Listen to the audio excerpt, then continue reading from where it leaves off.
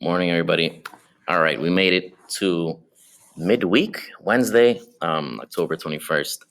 And today in our agenda, we have this question of citations, right? Does citing our work give us credibility, right? Meaning, whenever we're researching, we have to find sources, right? We have to collect our sources. Um, how do we ensure that our sources are credible? Okay.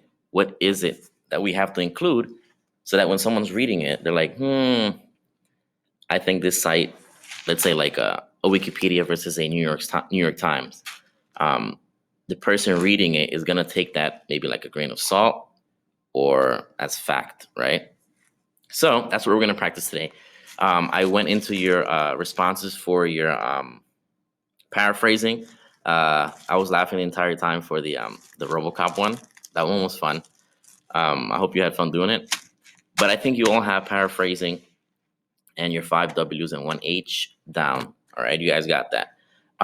So we're gonna be doing citations today.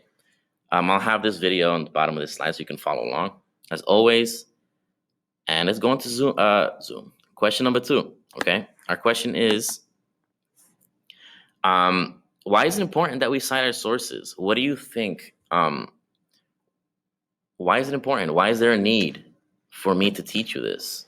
Or for you to, whenever you're doing research, remember, it's not only this class. When you go to college, you're going to have to cite your sources in different styles. There are 3. There's MLA citation, there's APA, and then there's Chicago. When I was in college, all I used was Chicago because of the history. And if you're a historian or a history major, that's all you're going to use. I think that one's the easiest. But for our sake, in our non-history classes, you'll be using APA. Okay? So answer that question. Put it onto the slide. You can use the slide directly. Or if you want, you can do it on a Google Doc. But that's just going out of your way. All right? And then I want you to look at this reference sheet. This is what you will have at the end of your project that I will introduce to you on the next session. Don't worry. Don't get anxious yet. So look at the sample page. And now on the next slide, I have a couple questions for you to answer based on your observations. I know this sheet, this little screenshot looks like a lot. It's not, trust me, because you will have a handy companion on the next tab. And I'll introduce the tab to you, okay, or that source. So look at this reference. What do you notice about it? About the order of the references. So look at them, okay? They're not numbered. They're not bullet pointed. Maybe you could put that. I gave you 2 free answers. And then what information does each citation contain? If there wasn't an author stated in the source material, what did the writer use as the first thing listed in the citation? Okay. How does the author show that no date was provided in the source material? I want you to look at those 4 things and jot them down. Okay. These are big things that most people just like don't even ask about. All right. So that's what makes APA important. And then once we're done with this, I will show you all the next session on how to cite in text. Okay. Next, slide 5. Your turn to paraphrase and cite one source from the internet. We're going to continue this little this skill of paraphrasing. So the task is for you to use the internet to cite any source using APA style. Please follow the examples on the previous slide, such as the reference page on page 3. Include your paraphrase and reference below.